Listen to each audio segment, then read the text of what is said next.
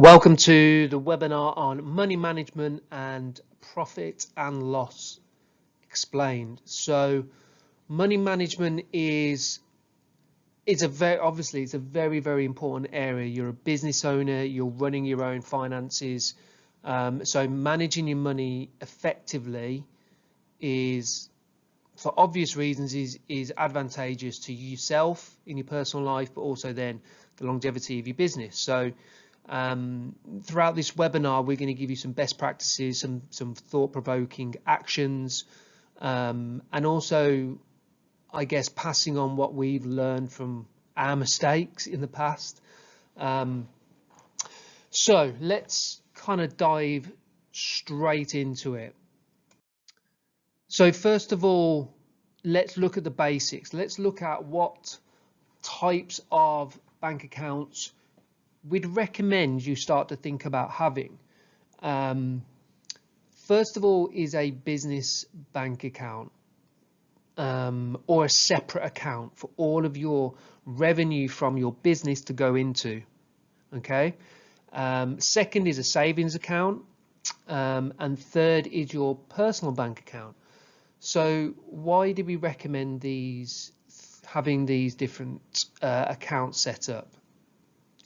Well, first of all, whether it's a business account or just a separate account, managing your money and distributing your money into different areas is very advantageous and a very good habit and behavior to set up as early as possible within your business. Okay. So as an example, let's say on the 1st of February, my clients pay me for the month ahead.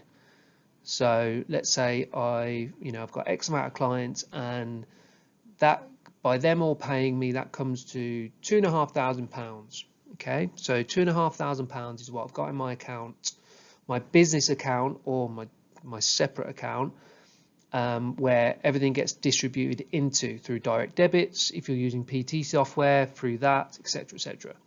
So now that I know I've got £2,500 sitting in that account, so what do I need to distribute that money out to? First of all, you need to pay yourself.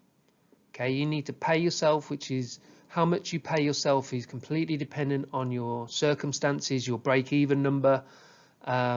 Secondly, what money do you leave in your business account? Well, that is depending on your business expenses, whether you've got subscriptions for software, whether you pay your insurance on a monthly basis, whether you pay rent, those kind of things.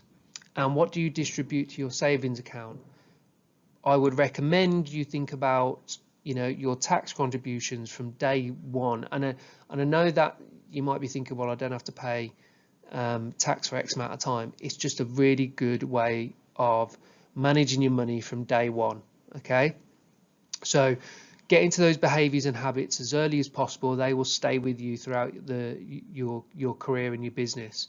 That is the first thing I would suggest you do.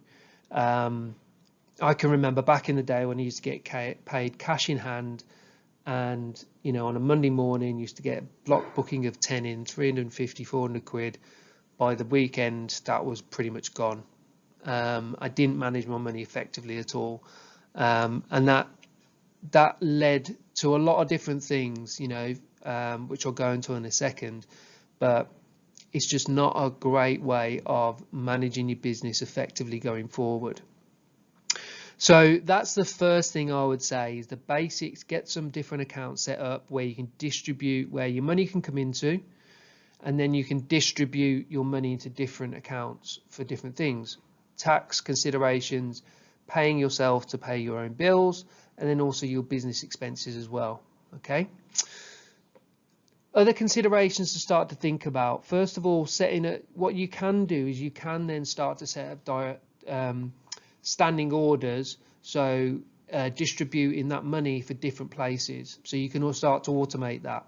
So let's say that £2,500 comes in on the 1st of February. You audit your clients on who's paid, you mark them down, brilliant, so and so's paid, brilliant, right, I'll set my sessions up for the month. And then from that, on the 3rd, you have set up a direct or a standing order, which is going to take X amount of money into your personal account, X amount of money into your savings account. So now you've distributed that money to where it needs to be. Second thing I would start to consider is recording on the 1st of each month that revenue into your profit and loss sheet. So on a month-on-month basis, you are recording how much revenue your business is generating, and we'll go on to that example in a second. Other considerations to start to think about is holidays. Are you going to account for 4 weeks of the year not working in your business? And if you're solely dependent on face-to-face PT, then that might be something you consider, i.e. sticking X amount away a month to basically get you through those times where you're not going to be working. So you're accommodating for that ahead of time. Second thing I would start to consider is your self-development.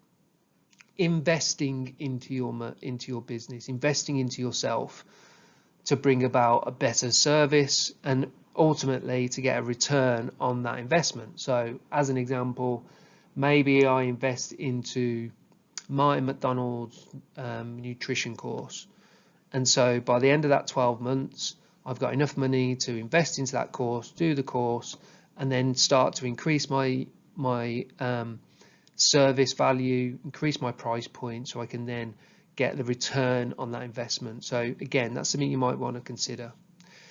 And then contingency cash, things like, obviously you are self-employed, so you don't get sick pay. So you could start to accommodate for that, whether that's 20, 30, 40, 50 pounds a month that you put away, so that would help you if you have to take some time off work, etc. But there are then things else to consider, which is things like loss of earnings policies in your insurance. So as a very quick example, if you get injured at work and you cannot work and can't deliver your face-to-face PT, then after 2 weeks time that policy can start to kick in. I won't go on too much about that now, but it's something that we've set up with Insure for Sport that you can take advantage of. So obviously the details are on the partners discounts area of my PT Zone. So those are the first kind of basics I would start to consider when managing or setting up your finances and your money management processes. The second thing I would start to understand, now obviously as you can kind of see on the right hand side of the screen there, I've already done this, so you've already kind of worked out your break-even number from a personal perspective. So your rent, mortgage, food, household bills, phone, travel, health outgoings, holidays, education, that kind of stuff. But then also think about, right, what are my business expenses? Now these will be pretty low for a lot of you. Things like rent for the gym will be one of them. Things like if you've got subscription to MailChimp or any software like GoCardless, MyPT Hub, PT software, if you hire an accountant on a yearly basis, which I'd highly recommend, license fee, that kind of stuff. So work out what your business expenses are as well, and then understand that overall number. That obviously then you can start to obviously factor that in a little bit more in detail when you're creating those goals and putting that money into your budget in your profit and loss, which I'll go into in a second. Then the only other thing I would start to consider is getting some software to manage that and keep you on track. Things like QuickBooks, things like Concur are simple apps and software that you can download and manage your money and your receipts and your tax returns and all that kind of stuff through. So that is the second thing I would start to consider, is those two differences between the two different types of expenses.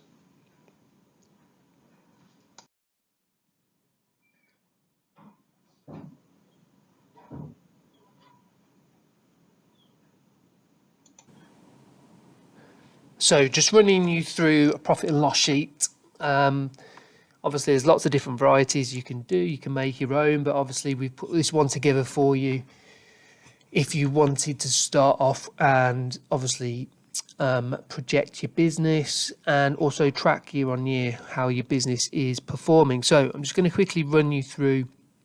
I've already filled this in just so I can explain what this will give you, and then we'll start off at the beginning again and show you how to kind of start filling this in. So obviously this column, you've got the months.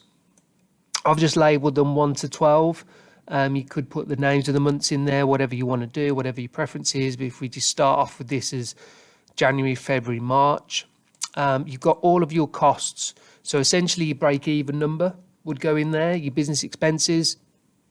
All I've done here is just giving you an example of how your expenses can change sometimes. So let's say, for example, your PTFC throughout this first 6 months, and then you move on to rent. And so obviously your costs will go up, but then you could also project and budget for that a lot longer in advance versus maybe what a lot of guys do is kind of get to the month or two before and then start to kind of panic and feel a bit apprehensive about moving on to rent.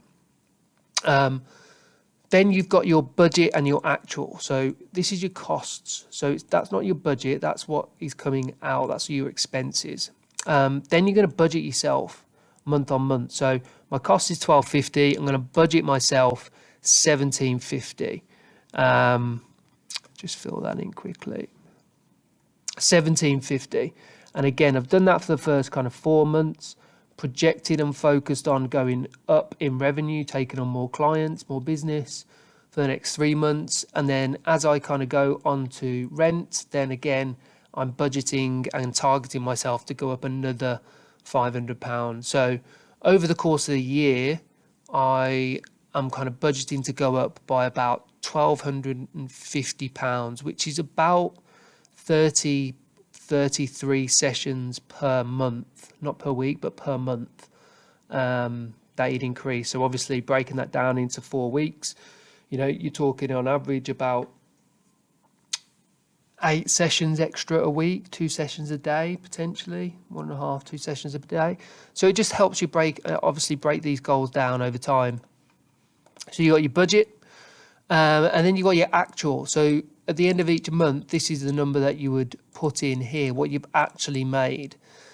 So once you put those in, that's auto calculate tax. So we've just gone with 25%, 20% income tax and up to 5% national insurance contributions. Obviously, you can add and manipulate that however way you wish in regards to the tax you're going to pay. Then that will give you your variance revenue versus budget. So what my budget is and what I actually earn, and the variance between the two of those is £50 down. So I've made £50 less than what I targeted myself. So obviously that comes up there.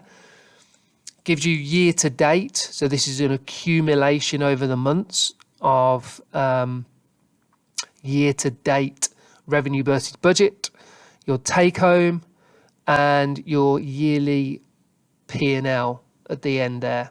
Okay.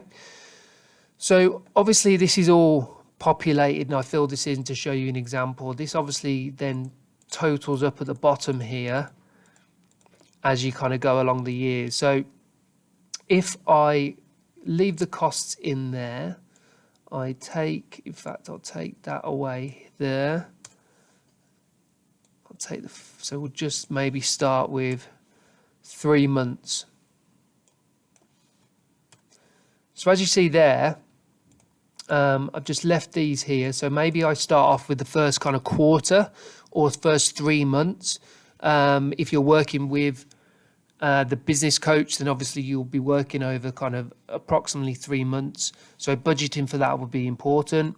Adding in my actual, so I'll just show you how this sheet works. So let's say I earn £1,250 on month 1, and then that auto populates everything going forward. And as I go down, maybe I go up £250 on the second month, and another £250 on the third month.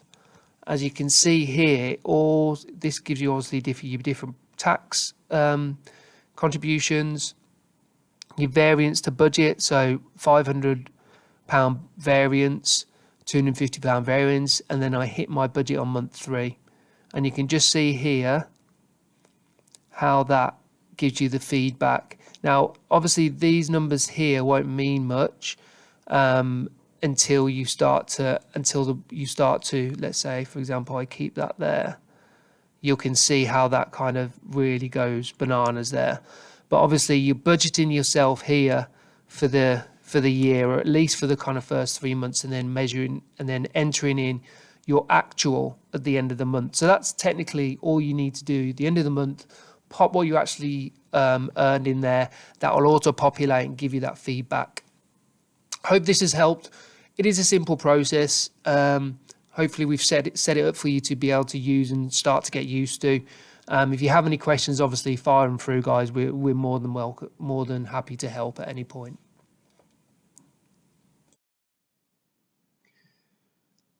So after all that, I'm wanting to kind of quickly go through. We've obviously spoken, and we will speak about direct debits. So obviously incredibly advantageous to get your payments from your business on a monthly basis, massively, from managing your money, from your own lifestyle, through from making it convenient for your clients, etc. So all I've just got on here are just some simple pieces of software that we've used in the past and other PTs have used in the past. So you've got things like PT software like My PT Hub, PT Distinction, True Coach. iZettle is an online payment platform. SumUp is the same. GoCardless is very good. I personally use Stripe. It's just a preference, nothing else really, where I set up my direct debits with my clients, etc.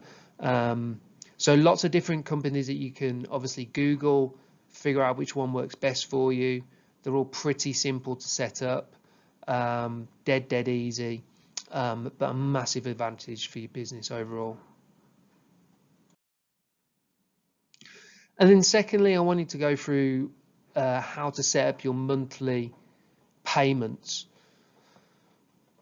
So in regards to your monthly payments, this is sometimes tricky if you have got a few clients in your business that maybe you're paying your cash, maybe pay as you go, etc., which obviously we covered in the payment options webinar. And this is just reiterating that a little bit. But first of all, a couple of points. Pick the date range for your payments to be taken. For example, as you can see in the picture here, I would choose between the 27th and the last day of the month for clients to set up their direct debit to come in to transfer over to my account. So generally people get paid between the last working day of the month and the last day of the month, generally speaking. So you've got that kind of window where payments are going to start to come into your bank account, or onto Stripe or GoCardless. Second thing, have a card reader ready for pro rata payments if signups come at mid-month. So as an example, if I sign someone up anytime before kind of the 27th, or the last Friday or the last Thursday of the month. So let's say I sign someone up, someone comes into my business on the 13th of the month. What I would do is take, for example, let's say that monthly payment is usually £300. Okay, so usually that monthly payment is £300, but they sign up on the 13th of the month. And for this example, in September, there's 30 days. So I'll take 300, divide that by 30, which equals £10. And now I've got 1, 2, 3, 4, 5, 6, 7, 8, 9, 10, 11, 12, 17 days. So I'll times that by 17, which gives me £170. So instead of waiting till the end of the month, I'm going to charge this person a pro rata payment of £170, which will take them up to the end of the month. Then their full monthly cost gets taken out via direct debit at the end of the month for October. So that's how I can get everybody roughly around the same time at the end of the month paying me via direct debit.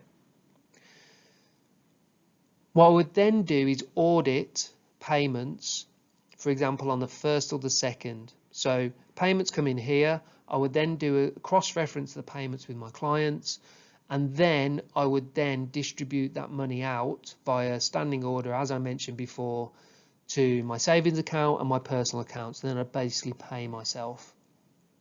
So that's how you can very simply set up a direct debit system. Really effective, really easy. As you can see, once you've kind of done that, it's set up, it's done. You don't need to do anything. So it's all automated. The only thing you need to do is kind of cross-reference at the end of the month and get the setup right. What happens if you're transitioning? So let's say you've got a certain percentage of your clients paying you pay as you go, and maybe some are paying you blocks of 5, blocks of 8, blocks of 10, blocks of 20. First thing to do is have a look at your current clients and when their current repayment dates are or renewal dates are. So that might be spread over a couple of months, maybe, if they're paying for different blocks. Think about work out the average cost per client. So think about the average value per client per month, per calendar month. So just take the average number of sessions they do, average that out over a month. That can be a starting point for your monthly payment that you'd start to take through direct debit. Give your clients notice that, let's say in 2 months' time, you're moving everybody onto a direct debit. Really simple. These are the benefits. Less time for you managing money and chasing, more convenient. A lot of the time it will be a lower cost per client, but don't let that put you off, because that's more transactions over a course of a year. So over a course of a year, you'll get paid more. But actually the actual payments they'll make more often than not will be a little bit lower. Decide dates for payment options and absolutely commit to it. So you might have someone renewing in a couple of, maybe a week, another one renewing in a month. So you can gradually transfer people on as they're renewing onto a direct debit. Maybe it's a pro rata payment up to the end of the month and then the next direct debit kicks in. But it's a very, very easy transition to make. You just need to commit and have confidence in it. It will change the way you look at your business. Yeah. If you're sitting there not really sure about how much money you're earning, how much money you took in last month, what payments are where, what clients are where, and there's a lack of value on your business, this will change things a lot for you in the positive way. And so just to summarize, first of all, assess your current payment option. Is it working for you now, and will it work for you long term? The longer you leave a payment structure in your business, the harder it is to change. Decide and commit to change if it's not serving you the best way it could. Bring payments in line with lifestyle, both yours and your clients. Remember, most of your clients pay their bills, their services on a monthly basis, so you bring it in line with them. Review your terms and conditions to reflect and account for holidays and new payment options. We'll cover holidays in a different webinar. And research and choose the method of payment, i.e. research Google direct debit companies and card readers. Hope that's helped, guys, give you some quick pointers on managing your money and setting things up, and also transitioning clients onto a more beneficial way of paying you. We'll obviously continue some more webinars on payment and managing your money in the future, but just to get you started, hope this has helped.